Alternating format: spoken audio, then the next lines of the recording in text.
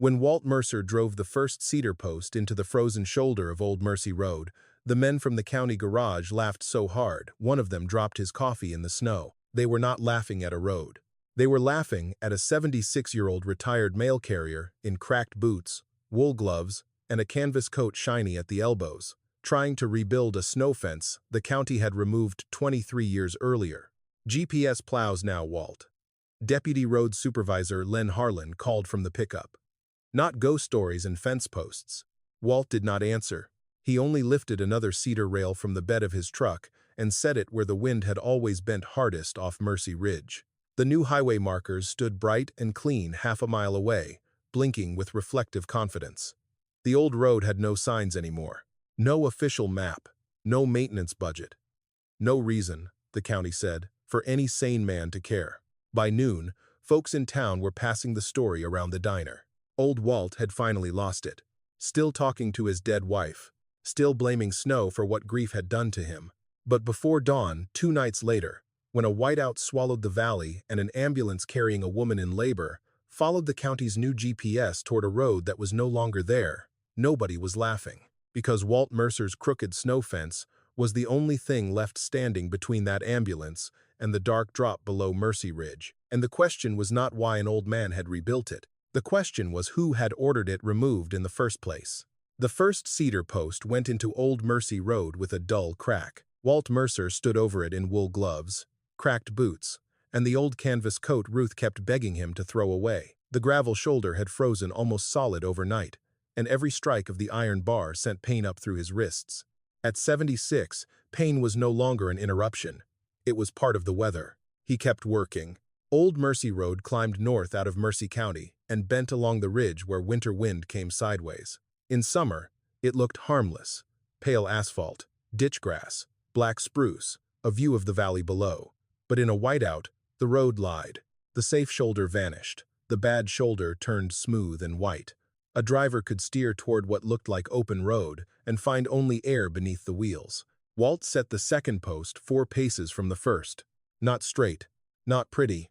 Clara had taught him the gaps mattered more than the line. Fence the wind, she used to say, not the road. He was tightening the first rail when the county pickup rolled up behind him. 2 workers watched from inside with the heater running. Deputy Road Supervisor Len Harlan stepped out in a clean county jacket, smiling like he had already decided Walt was the morning's entertainment. "Walt," Len called, "please tell me that's firewood." "It's a snow fence." The passenger laughed. Len looked at the cedar posts, then at the bright new reflective markers down on the official route. "This road isn't maintained for winter emergency use. It used to be. A lot of things used to be." Len folded his arms. "We have GPS routing now, plow sensors, updated emergency corridors. Ambulances don't follow fence posts." Walt picked up another rail. "You got authorization?" "No." "Then you can't put it here." Walt twisted wire around the rail with slow, gloved fingers. Len's smile thinned. "Keep going, and I'll write you up." "Then write." The worker in the truck laughed louder. By noon, the story was in Cora's diner. By 1, it had grown teeth. Old Walt had not set 3 posts. He had rebuilt half a highway.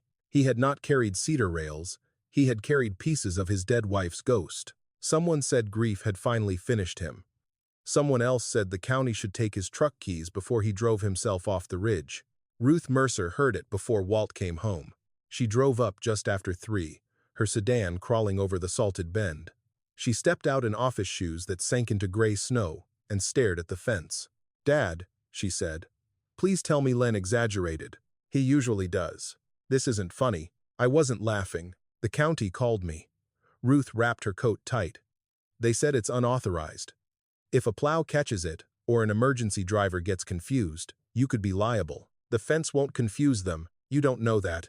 I know this road." Her face softened, and Walt hated that more than anger.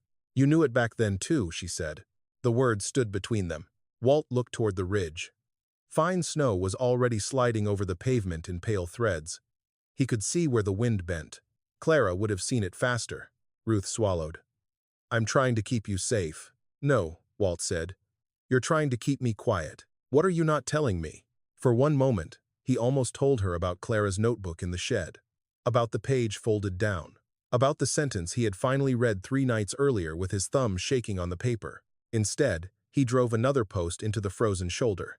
"That road lies when the wind turns north," he said. The county notice came before sunset. A young worker zip-tied it to Walt's first cedar post and left without meeting his eyes. Unauthorized obstruction. Remove by 6 p.m. tomorrow. Failure to comply may result in county removal and assessed costs. Ruth read it twice. Walt read it once. Down below, the new markers blinked bright and certain. Up on the ridge, his half-built fence leaned into the wind. By tomorrow evening, he could take it down and let the county be right. Or he could finish what Clara had asked him to put back. Walt lifted another cedar rail and carried it into the cold. Before Mercy County had GPS screens, digital dispatch, and reflective smart markers, it had men like Walt Mercer. Men who learned roads by losing time on them. Men who knew that a bridge could freeze on one end and stay wet on the other. That a north wind could pack snow into a ditch so smooth it looked like a lane. That a mailbox buried to its red flag meant the house beyond it had probably lost power too. That an empty porch in January might matter more than an unsigned receipt. Walt started carrying mail when he was 24, back when Old Mercy Road was still written in black ink on county maps. He had been lean then, all elbows and shoulders, with a face browned by wind and a habit of whistling badly when he was nervous. His first truck was a faded green Ford with a heater that worked only if he kicked the dashboard twice. He carried letters, seed catalogs, pension checks, medicine envelopes, and once, in the winter of '71, a wedding dress wrapped in brown paper because the bride's mother could not get down the ridge. People trusted Walt because he came when the weather said he should not. But Walt trusted Clara because she saw what he missed. She had not been born on Mercy Ridge. She came from farther north, from a family of sheep people who moved fence lines with the seasons and could read weather in the way animals held their heads. When Walt first met her, she was working at Cora's diner, setting plates down with quick hands and listening more than she spoke. He noticed her because she corrected a rancher without looking out the window. "Storm won't come before supper," the rancher said, rubbing his bad knee like it was a weather vane. Clara poured coffee into his cup and said, "Not supper, midnight, and not from the west." The rancher laughed. By midnight, snow came from the north, so hard it pressed white against the diner windows. Walt married her 11 months later. For the first years, Clara rode with him whenever the weather turned mean. Not officially. The county would have frowned on it if anyone had asked. But nobody asked much in those days unless something broke. She sat with one boot braced against the floorboard, one hand on the dash, her eyes always moving. "Slow before the spruce," she would say. "There's road there," Walt would answer. "There is today." At first, he thought she was being cautious. Then he started noticing what she noticed. On Mercy Ridge, snow did not fall the same everywhere. It braided, it curled. It lifted loose over the safe side and hardened over the drop. A driver looking straight ahead could be fooled, but Clara watched the edges. She watched where the powder slid low and where it jumped. She watched grass disappear in one place and stay combed flat in another. One February morning, after a school bus nearly slid past the bend, Clara climbed out with red cloth from an old feed sack and tied it to a cedar stake near the shoulder. "What are you doing?" Walt asked, giving the wind something to confess against. That was the first marker. By the end of that winter, there were 17. Not government signs, not official warnings, just cedar posts, strips of red cloth, and a snow fence built in broken sections along the ridge. The gaps looked wrong to anyone who did not understand them. Some sections stood close. Some opened wide. Some leaned as if they had been placed by a drunk man with a bad eye. But in a whiteout, the pattern worked. Snow gathered where Clara wanted it to gather. The worst drift fell before the bend instead of over it. Red cloth snapped where the safe shoulder narrowed. Mail trucks, ranch pickups, and 2 ambulances over the years found their way by following what the county later called informal rural guidance. Clara called it common sense. Walt called it hers. For almost 20 winters, the fence stayed. Then Mercy County began modernizing. New equipment, new budget, new maps, new language. Roads became routes. Trouble spots became data points. Men in clean jackets came to meetings with diagrams printed in color. They said Old Mercy Road was inefficient. They said the lower county route would carry emergency traffic now. They said maintenance resources had to be consolidated. Clara sat through one of those meetings in the back row with her arms folded. Walt remembered the way she looked at the map. Not angry. Worse. Afraid. "They moved the line," she whispered. "What line?" "The winter line." He looked at the printed map and saw only roads. She saw wind. For weeks after that, Clara wrote in her road notebook every night at the kitchen table. A black composition book, corners softened, pages crowded with dates, sketches, arrows, and weather notes. Walt teased her once that nobody at the county office would read a notebook full of snow. Clara did not smile. "They will when somebody dies," she said. The county removed the first section of fence that spring. They said it interfered with plow clearance. They removed the last section in October. By then, Clara had written 3 letters. Walt mailed 2 of them himself. The third she carried by hand to the road office on a Wednesday afternoon and came home quiet. "What did they say?" he asked. She hung her coat on the peg by the door. "They said memory is not policy." That winter came early. It was the kind of storm Mercy County people remembered by what they lost. Calves, power lines, a church roof, 2 fingers from a mechanic who tried to clear a jammed auger in the dark, and Clara. For 23 years, Walt remembered that night in pieces. The radio going thin with static. Clara pulling on her boots, the red scarf around her hair. Him saying the county had closed the ridge, and her saying that was exactly why someone had to check the markers. "There aren't any markers left," he told her. She looked at him then, and the look stayed with him longer than her voice. "There are if somebody puts them back." He should have gone with her sooner. That was the sentence Walt had lived under. Not county reports. Not funeral words. Not what people whispered afterward. Just that one sentence, built by his own guilt and repeated so often it became the wall around his life. He should have gone with her sooner. By the time Walt drove up Old Mercy Road that night, the snow had already erased the shoulders. He found Clara's truck angled near the bend, one tire buried, the driver's door open. He found one cedar stake half driven into the frozen ground.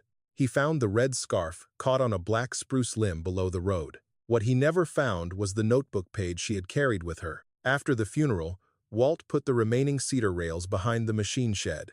He told himself he was saving them because good cedar should not be wasted. Then he told himself he was too tired to haul them off. Then years passed, and excuses became easier than truth. Ruth was 25 when Clara died. Old enough to understand loss, young enough to resent the silence that followed it. She wanted answers.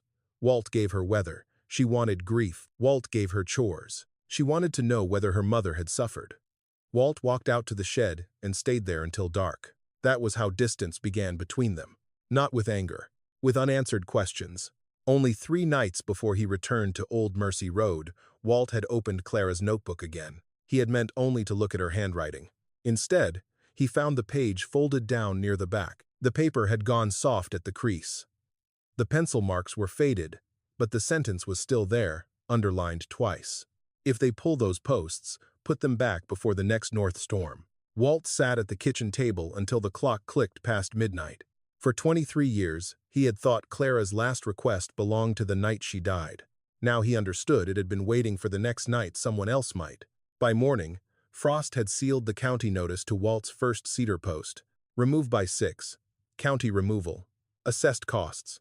Clean words for tearing something down. The snow fence did not look like much. 6 posts, 3 rails, a coil of old wire in the truck bed. Cedar pieces scarred by plow chains and darkened by years behind Walt's shed. From the lower route, it looked like a tired old man building a bad fence in the wrong place. But Walt did not see a fence. He saw the wind. He set the next post farther back from the shoulder than the others. Ruth, who had returned in boots instead of office shoes, noticed at once. "Dad," she said, "that one's not even in line." "It isn't supposed to be." "Then what is it supposed to be?" Walt watched loose snow slide across the asphalt like breath over glass. "A question," he said. Ruth blinked. "A question?" "For the wind." She almost laughed, then stopped herself. That worried him more than anger would have. Ruth had always been practical. She labeled boxes, paid bills early, and checked smoke detectors twice a year. She had Clara's eyes, but not Clara's patience for mystery. From her car, she took a thermos and a paper sack. "I brought soup," she said, "and I'm staying until you stop." "I won't stop." Then I'll watch you freeze. He drove the iron bar down again. By 10, another vehicle came up the ridge. Not Len's pickup. A county SUV with clean tires and an amber beacon. A young woman stepped out with a tablet and a folded measuring wheel. Her jacket read Mercy County Engineering. "Mr. Mercer?" she asked. "Depends who's asking." "Megan Voss, County Road Engineer." Ruth stepped forward. "Are you here to make him remove it?" "I'm here to document the obstruction," Megan said. "It's not an obstruction," Walt said. "It's inside the right-of-way. So is snow." Megan paused, then looked at the crooked line of cedar. "Emergency guidance has to be standardized. Reflective markers. Approved plow stakes. A driver in low visibility needs predictable signals. That's what this is. With respect, this is irregular. So is the wind." Megan began measuring anyway. Post distance. Shoulder distance. Rail height. Angle from centerline. She moved with the care of someone who trusted numbers because numbers did not change stories after funerals. Walt respected that, though he did not trust it. Ruth followed her. "Can you explain to him why this is dangerous?" Megan looked at the fence. "It could confuse a driver." "It won't," Walt said. "You don't know who'll be driving." "No, but I know what they'll be seeing." Megan lowered the tablet. "What do you mean?" Walt pointed with the iron bar. "That gap there lets loose snow pass through. It drops before the bend instead of on it. That low rail catches hard drift before the shoulder turns white. That wide space keeps the fence from packing solid. If you make it straight, it fails. If you make it pretty, it lies." Megan stared longer this time. So did Ruth. The pattern was ugly only until someone explained what it was doing. Still, Megan shook her head. "Even if that's true, it isn't in the county manual. It was in Clara's." Ruth turned sharply. Walt knew he had said too much. "What manual?" she asked. "Notebook," he said. "You mean Mom's notebook?" He pulled the wire tight. "Go home, Ruth." "No." Megan folded the measuring wheel, suddenly careful. "Mr. Mercer, if you have historical maintenance records, you should submit them before the deadline." "It isn't maintenance." "Then what is it?" Walt thought of the black composition book on his kitchen table, Clara's pencil marks, the folded page, the page near the back, torn so cleanly he had first thought she removed it herself. "It's weather," he said. Megan had no answer for that. After she left, Ruth waited until Walt climbed into the truck to warm his hands. Then she opened the passenger door. "Where is it?" "Ruth, where is Mom's notebook?" He stared through the windshield. The ridge looked pale and peaceful. That was one of its tricks. "She wrote things down?" Ruth said. "All those years you wouldn't talk? And she had written things down?" Walt gripped the steering wheel. "I was her daughter," Ruth said. "Not just yours." That broke something small in him. He reached behind the seat and pulled out the black notebook, wrapped in a dish towel. Ruth took it like it was both fragile and accusing. The first pages were full of dates, wind arrows, drift marks, blind shoulders, emergency turnouts, and fence gaps. Clara's handwriting pressed steady and dark into the paper. Then Ruth found the folded page. "If they pull those posts, put them back before the next north storm." Her voice went quiet. "Why didn't you show me this?" "Because I didn't understand it." "That's not an answer. It's the only one I've got." She turned another page, then another. Near the back, her fingers stopped. A torn edge ran down the binding where one page had been removed. "What was here?" Ruth asked. Walt looked toward the ridge. "I don't know," but that was not entirely true. He knew one thing. Whatever Clara had written there had mattered enough that someone made sure it was gone. The county came back before lunch. Not with a court order. Not yet.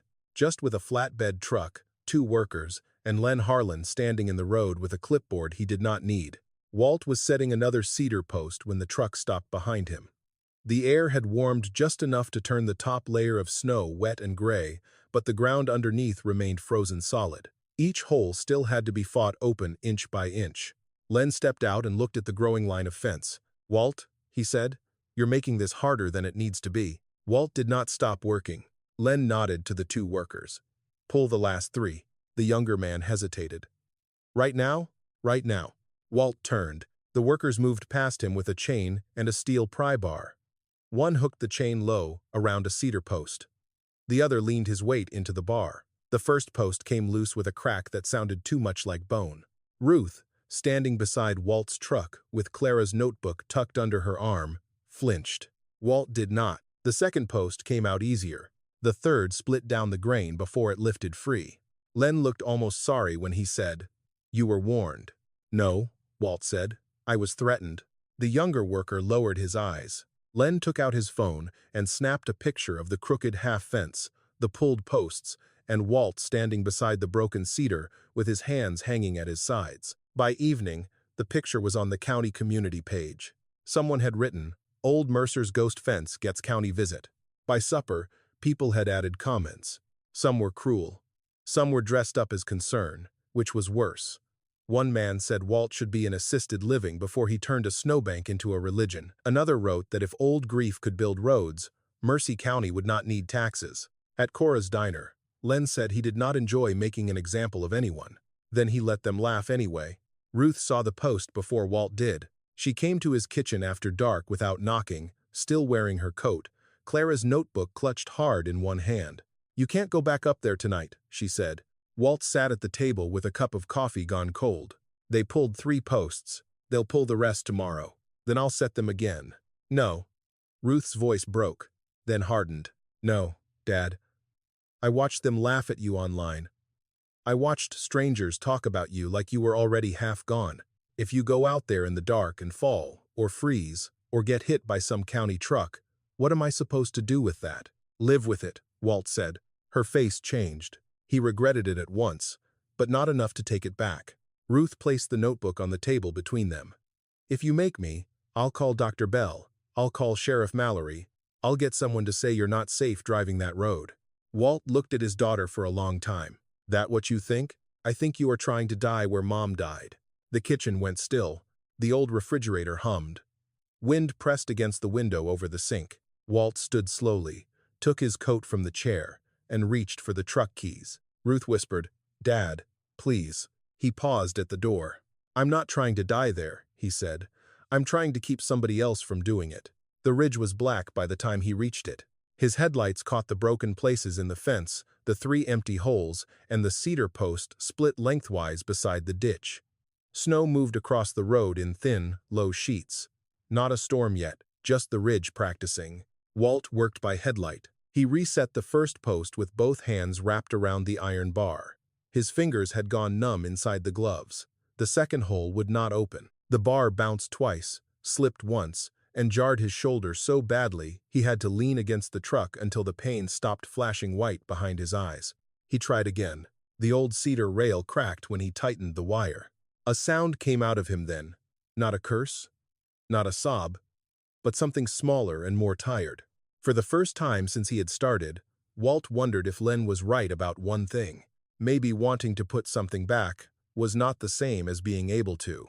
He went to start the truck so he could warm his hands. The engine turned once, then clicked, then gave him nothing. Walt sat behind the wheel in the cold cab, breathing into his gloves, staring at the half-built fence through the windshield. That was when headlights appeared behind him. Not a county truck. An old blue pickup rolled to a stop, coughing smoke from the tailpipe. Amos Creed stepped out with a cane in one hand and a wool cap pulled low over his ears. He was 83, a retired plow driver, and had not come up Mercy Ridge in years. "Ruth called me," Amos said. Walt looked away, figured she would. Amos walked to the broken post and nudged it with his boot. "Clara put red cloth here once." Walt went still. Amos pointed toward the bend. "Not down there, here. I remember because I told her it looked foolish. She told me foolish was better than buried." The wind moved between them. Amos reached into his coat pocket and pulled out a short strip of faded red fabric. "Found this in my glove box after the last county cleanout," he said. "Never knew why I kept it." He handed it to Walt. The cloth was old, frayed, and almost brown with age. But when Walt held it under the headlight, he could still see red. At first light, Amos Creed's old blue pickup was still on Mercy Ridge. It had no business being there. The tires were bald, the heater coughed more than it warmed, and Amos's left knee had not liked cold weather since 1989. But he sat behind the wheel with both hands wrapped around a tin cup of coffee, watching Walt reset the posts the county had pulled. "You know," Amos called through the open window, "a smarter man would wait for warmer ground." Walt drove the iron bar down. A smarter man wouldn't have come. Amos smiled faintly. That's why Ruth called me, not a smarter man. Together, they worked slowly. Amos could not swing the bar anymore, but he could hold a rail steady and tell Walt when his line had drifted too far toward the shoulder. He remembered more than he expected, not measurements, not official distances, just old winter knowledge stored in the body, where plows used to hesitate, where snow packed first, where Clara had once stood with red cloth snapping in her fist. By 9, the ridge began to change. The sky stayed pale, but the wind turned. It came from the north in a low, steady push, carrying fine snow across the road in threads so thin they looked harmless. Ruth stood near the truck with Clara's notebook open against her coat, watching the pavement. At first, nothing happened. Then the loose snow struck Walt's crooked fence. It did not stop there. It moved through the gaps, dropped low, and gathered in a narrow drift before the bend. The shoulder beyond the fence stayed clearer than the road below it. Not clear enough for comfort, just clear enough to show a dark edge where asphalt ended and the ridge fell away. Ruth looked from the road to the notebook, then back again. Dad, she said slowly. It's doing what she drew. Walt did not answer. He could not. For 23 years, he had carried Clara's memory like a wound. That morning, for the first time, the ridge answered her in front of someone else. A county SUV came up the road just before 10. Megan Voss parked lower than before and walked the rest of the way with her hood up, tablet under one arm. She had not brought Len. She had not brought workers. That alone told Walt something had changed. I'm off the clock, she said. County know that? Amos asked. No. Then you might have some sense. Megan ignored him and crouched near the first drift line. She pressed a gloved hand into the snow, then walked down toward the official route. The new reflective markers below still blinked clean where the road was open, but near the curve they were already half swallowed by blown snow. One marker had disappeared almost to the top. Megan frowned. She took pictures. Then more pictures. Then she stood in the middle of the road and looked back at Walt's uneven fence with the expression of someone trying not to admit a thing too early. This section should have packed worse, she said. It didn't, Walt replied. I can see that. No, he said. You can measure it. That made her look at him. For the next half hour, she did. Post angle, drift depth, road edge, visibility, wind direction, distance from bend.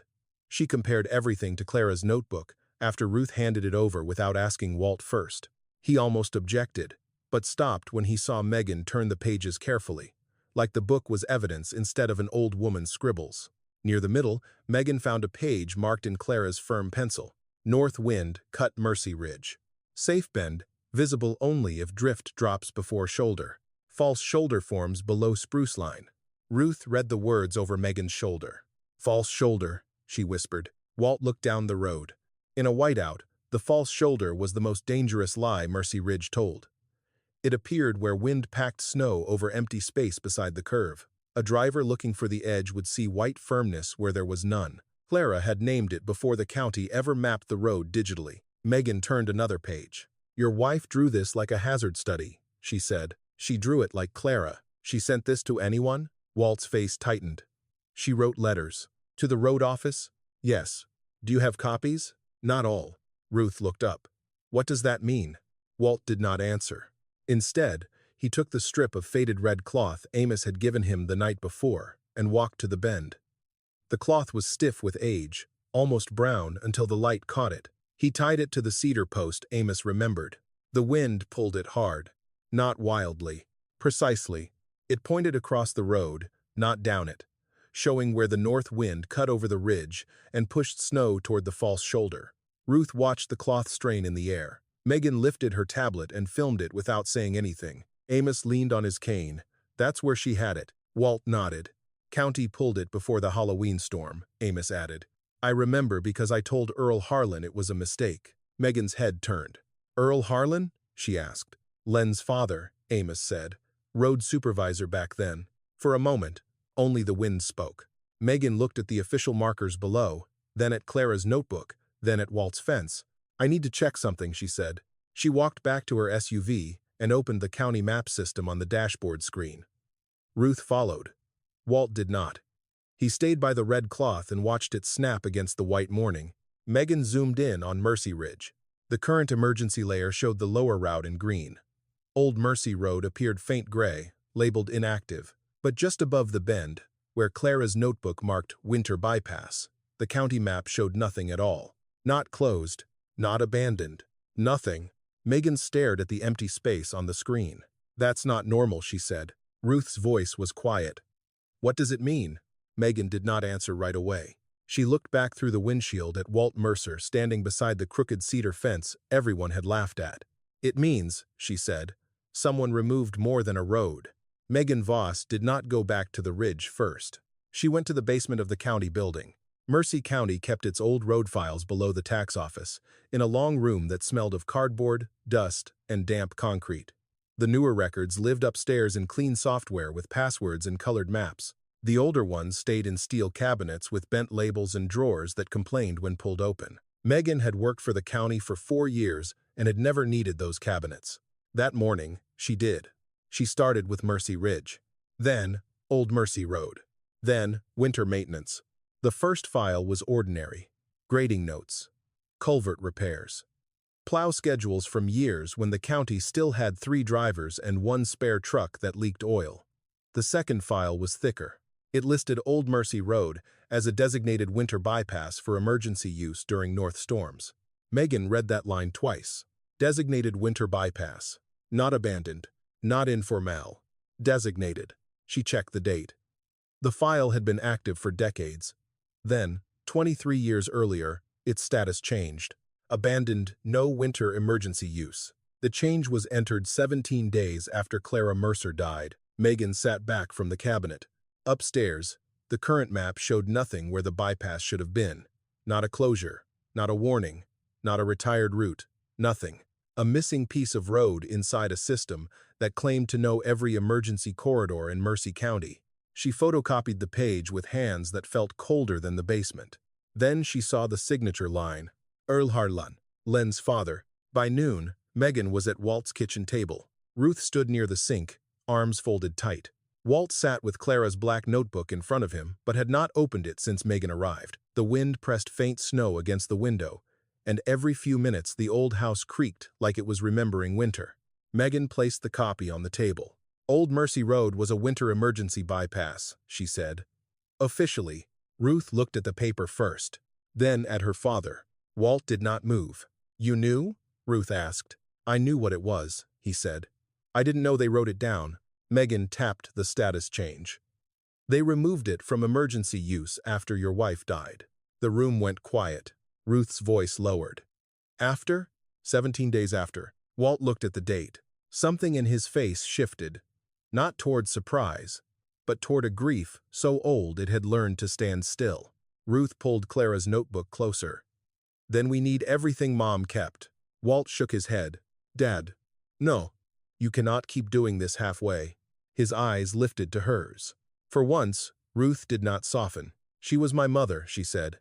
"If she left something, I have a right to see it." Walt looked toward the back hall, toward the little room that had once held seed sacks, Christmas boxes, storm lanterns, and everything he did not know how to throw away. Then he stood.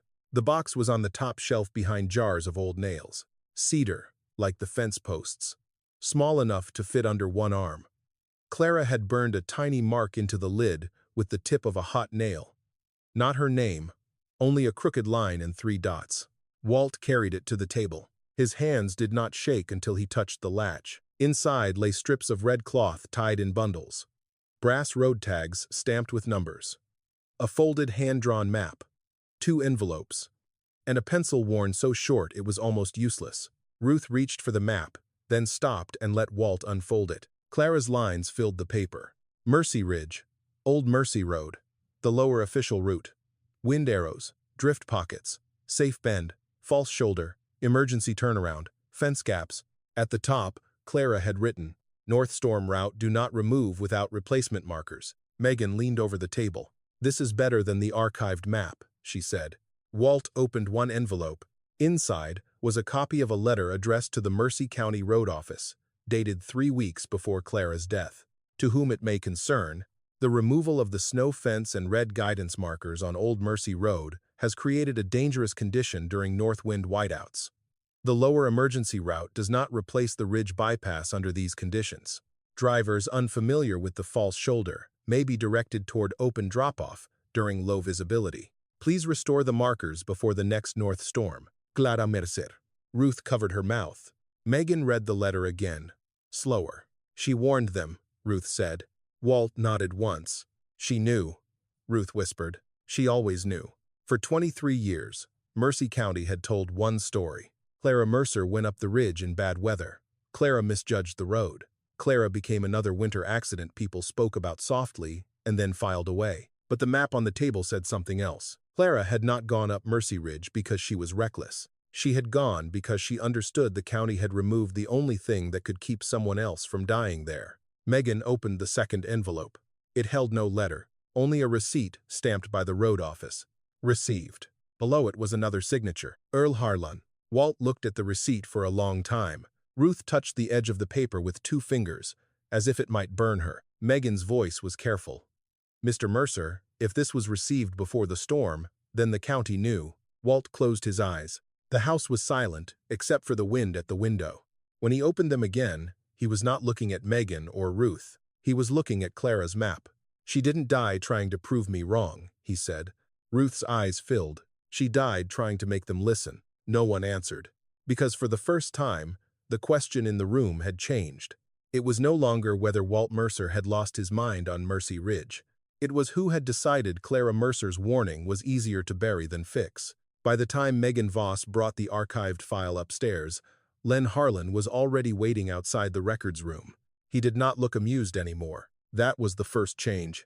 The second was the woman beside him in a dark coat, holding a leather folder against her ribs. Carolyn Pike, county attorney. She had the tired, careful face of someone paid to make danger sound procedural. Megan, Len said, why are you copying restricted maintenance records? They aren't restricted, they're archived. That isn't the same thing. Carolyn stepped in before Len could answer. The issue is not the age of the records. The issue is chain of custody, interpretation, and public safety. An old bypass designation does not authorize a private citizen to construct an obstruction inside county right-of-way. Megan held the copy tighter. It does show the road was removed from emergency use after Clara Mercer warned the county. Len's face hardened. Careful. With what? With dragging dead people into a storm response. Megan looked at him then, really looked at him, and saw fear beneath the authority. Not guilt exactly, not yet, but fear. Within an hour, the county's tone changed. The first notice had given Walt until 6 o'clock the next evening. The second gave him until noon. It arrived in person, carried by Carolyn Pike and a sheriff's deputy, who seemed unhappy to be there. Ruth opened the door because Walt was in the shed, sorting cedar rails by length. Carolyn read from the paper as if kindness could be added by lowering her voice. Mr. Mercer is ordered to remove all unauthorized structures from Old Mercy Road immediately. Failure to comply may result in county removal, assessed costs, civil liability for obstruction, and referral for reckless endangerment if emergency response is impeded. Ruth went pale. Reckless endangerment? It is standard language. No, Ruth said. It's threat language. The deputy looked at the floor. Walt came in, carrying 2 brass tags in his palm. Carolyn noticed them at once. What are those? She asked. Old road tags. County property? Clarice. That may not be legally accurate. Walt closed his fingers around them. Ruth turned to him. Dad, do you understand what they're saying? If anything happens up there, they can put it on you. They already put something on me once. Carolyn's expression did not change. Sir, this is not about the past. That's what people say when the past starts talking. The paper stayed on the kitchen table after they left. Ruth read every line. Then she called Walt's insurance agent, a man who had known her since high school. By the time she hung up, her hands were shaking. If the county documents it as reckless obstruction, she said, your homeowner liability could be challenged. If they assess removal costs, they can attach it to the property tax bill. If somebody files suit, Ruth, no, you need to hear it. You could lose the house. Walt looked toward the hall, toward the framed photograph of Clara standing beside the old mail truck with snow on her shoulders. Ruth followed his eyes. Do not make her the reason you lose everything. Walt's voice was low. She's the reason anyone found that road in a storm. And I am the one still here, Ruth said. I'm the one who has to watch you gamble your house, your health, and whatever is left of us on a fence they may tear out anyway." That landed harder than the notice. For a while, Walt said nothing. At the county office, Megan faced a different kind of pressure. Len placed a form on her desk. "Winter emergency route verification. The storm warning's been upgraded," he said. "Dispatch needs sign-off that all current digital routes remain valid." Megan looked at the form. The lower route glowed green on her screen. Old Mercy Road remained gray and empty above it, as if history had erased itself. "I can't sign this." "You can," Len said. "You have for 2 years. I didn't know the data was incomplete." "The data is current. It's incomplete." His jaw flexed. "Megan, in 6 hours every plow, ambulance, and deputy in this county will be staring at that system. Do you want them second-guessing routes because Walt Mercer found his wife's scrapbook?" "It isn't a scrapbook." Len leaned over the desk. "My father ran roads here for 30 years. Don't turn a grieving old man's theory into an accusation you can't take back." Megan looked at the signature line. Then she slid the form back unsigned. "Then give me something I can verify." That evening, a private contractor came to Walt's place. His name was Dale Rusk, and he drove a white truck with a plow blade mounted in front and a company logo on the door. He stood in Walt's kitchen with muddy boots and a friendly voice, explaining that he could remove the fence before the county made things expensive. "No charge," Dale said. "I hate seeing old folks get tangled in paperwork." Ruth almost thanked him. Walt did not. Dale's eyes kept moving to the open cedar box on the table, to the brass tags, to Clara's map, to the red cloth bundles. "I can take the old materials off your hands too," Dale said. "Save you storage trouble." Walt closed the box. Dale smiled too quickly. That was when Ruth understood. He had not come for the fence. He had come for the proof. After Dale left, Walt carried the cedar box back to the shed and locked it inside an old grain safe. Ruth stood in the doorway, exhausted. "Tell me you have a plan," she said. Walt looked toward Mercy Ridge. Clouds had dropped low over the valley. The radio on the shelf crackled, then issued the update no one wanted. "North storm warning. Whiteout conditions expected before dawn." Walt took his coat from the peg. "I do," he said. Ruth's voice was almost a whisper. "What is it?" He opened the door to the cold. "Finish the fence before they do." Megan found the rest of Clara Mercer's warning on microfilm. Not in the road files. Not in the emergency route archive. In the complaint log, it took her 2 hours, 1 broken reader, and a clerk who kept asking whether she had written authorization. By then, the sky outside the county building had turned the color of dirty wool, and the storm alert had moved from watch to warning. The first letter Walt had kept was polite. The second was not. Clara had written it 9 days before she died.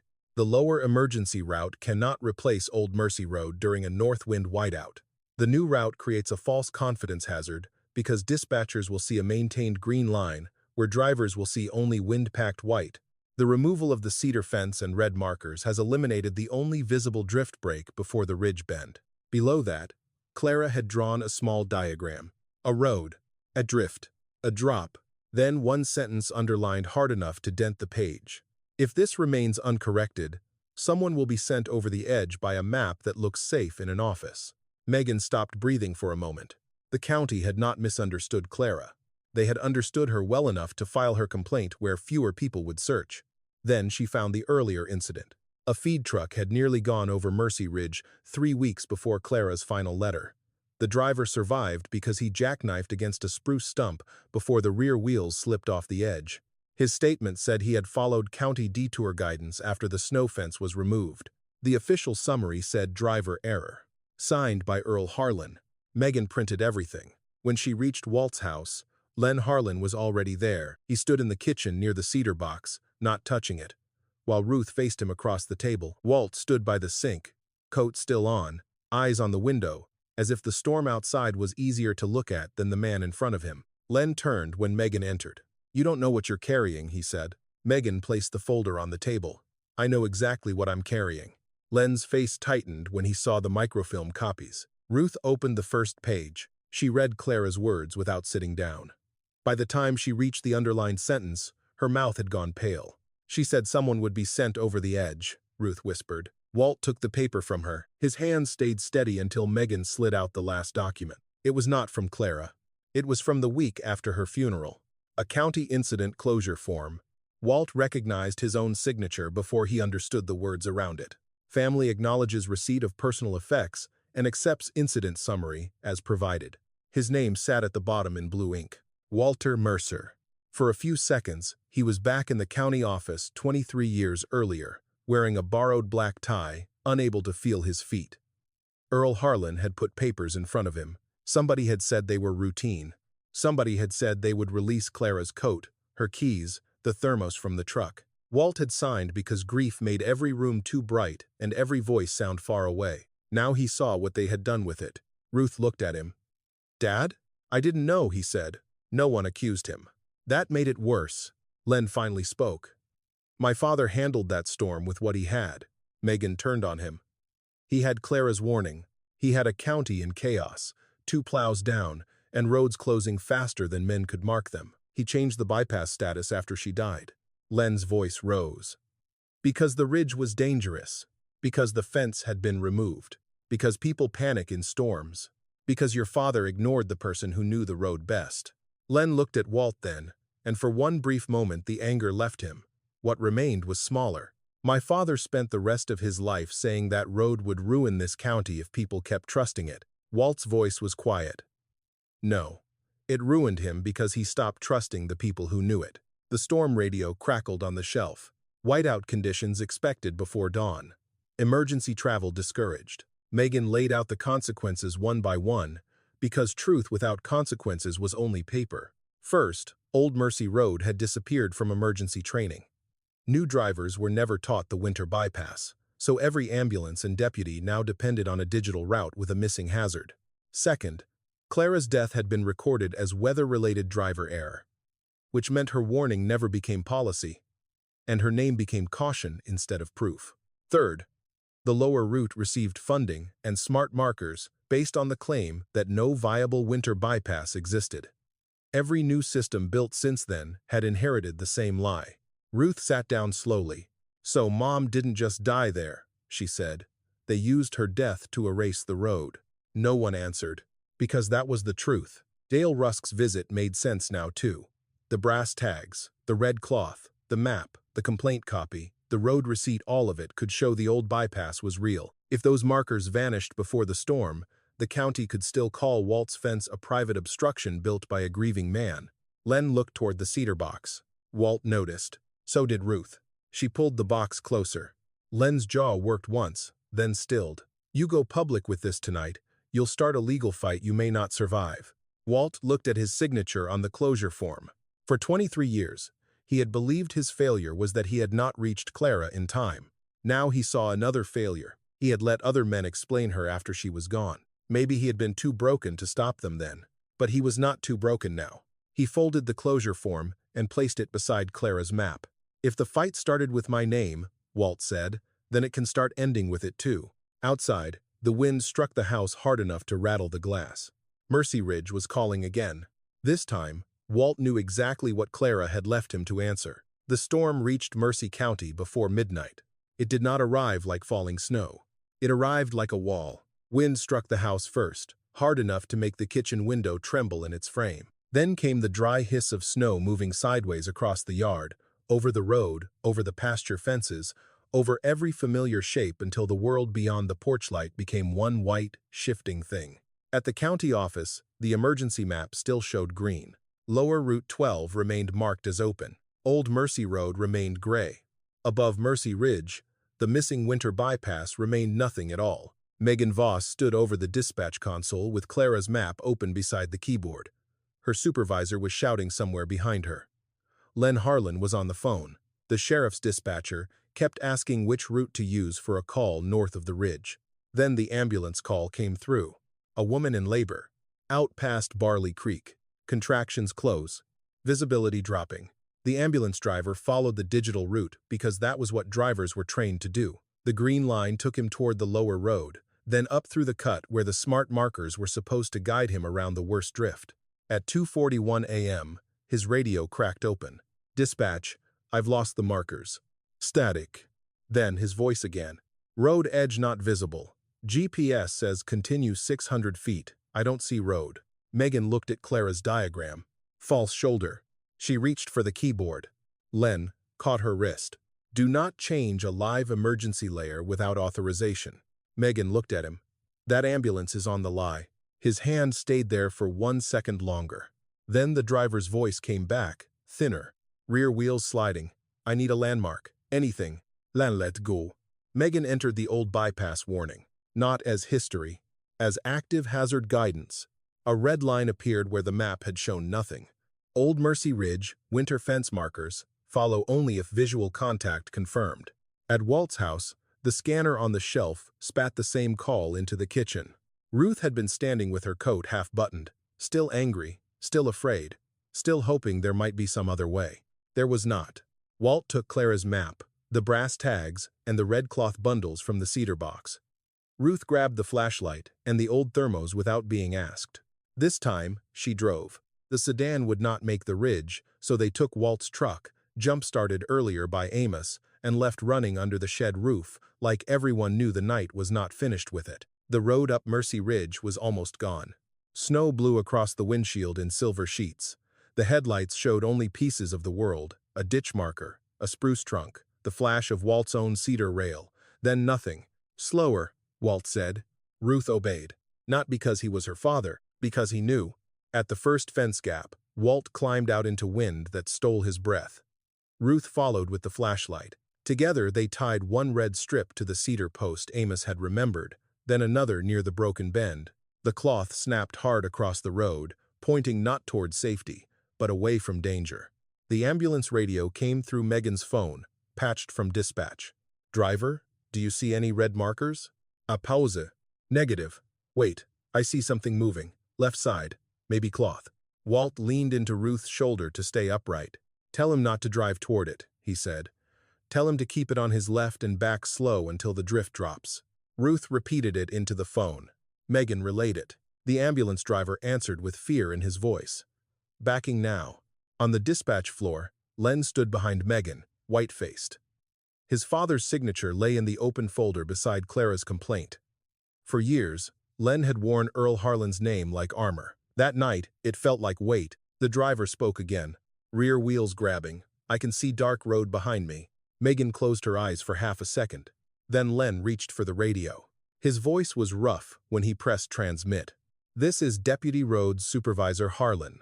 All units, suspend lower Route 12 guidance near Mercy Ridge. Use Mercer fence markers as visual reference only. Repeat, Mercer fence markers are valid emergency guidance under current whiteout conditions." No one in the room moved. It was not an apology. It was more useful than one.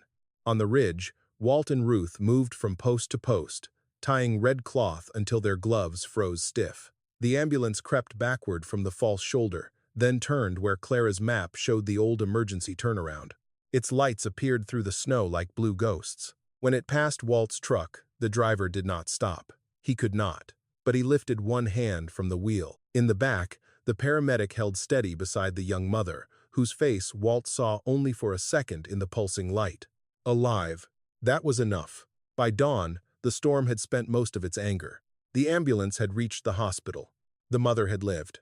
So had her child. No one at Cora's diner laughed that morning. They came quietly instead. Amos first, with 2 cedar rails in the back of his pickup.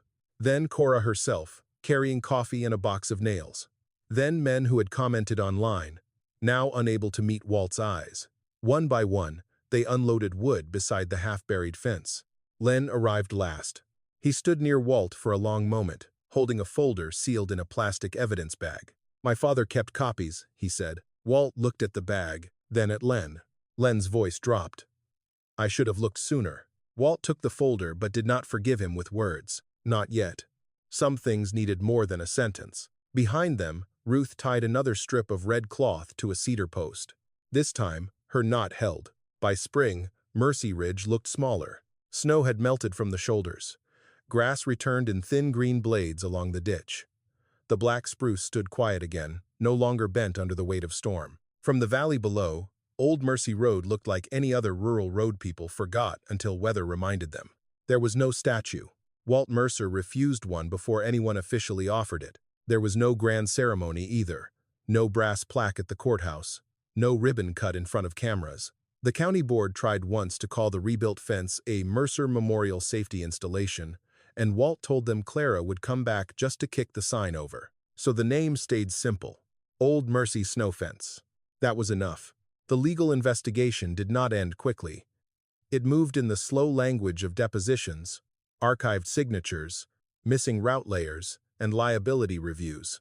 Carolyn Pike no longer used the word procedural as often. Megan Voss submitted every copy she had found. Clara's warning letters, Earl Harlan's status change, the feed truck near miss, Walt's closure form, and the training records that had ignored the winter bypass for more than 2 decades. Len Harlan resigned before summer. Some said he had been pushed. Some said he had finally understood what his father had buried and could not keep standing in the same office. He did not come to Walt asking for forgiveness again. Instead, he gave Megan a locked file box from Earl's garage. Inside were old correspondence copies, storm reports, and one photograph of Clara tying red cloth to a cedar post while Earl Harlan stood in the background, watching. It was not enough to fix the past. It was enough to keep the case open. Megan changed the system before the lawyers finished arguing. On the county dispatch screen, Old Mercy Road no longer appeared as an empty gray mistake. It appeared in red during winter months, with a warning no one in the office was allowed to override without field confirmation. Local snow fence markers supersede digital route during whiteout conditions. Below that, in smaller text, she added, "Verify wind, drift, and visual markers before advancing." Walt said it sounded too fancy. Megan said government computers liked fancy. But when the first winter road training was scheduled in October, it was not Megan who stood at the front. It was Walt. He wore the same canvas coat Ruth still hated, though she had patched the elbows herself. He stood beside the cedar fence with Clara's notebook in one hand and a dozen people gathered in front of him: 2 ambulance drivers, 3 plow operators, a sheriff's deputy, a school bus driver, Megan, Ruth, and 4 high school seniors earning community service credit. Walt did not begin with a speech. He pointed to the road. "Where's the edge?" he asked. One of the boys looked down.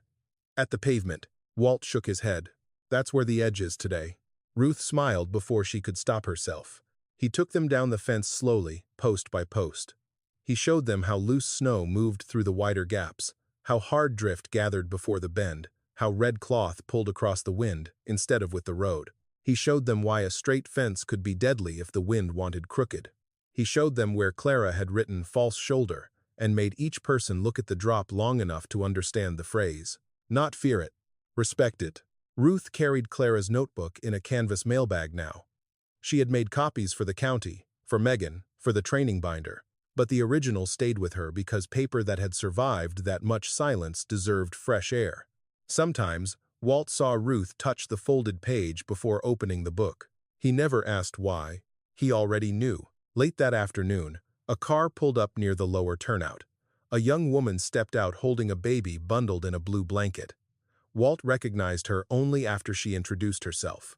The woman from the ambulance, the one whose face he had seen for 1 second in the stormlight. She did not make a scene.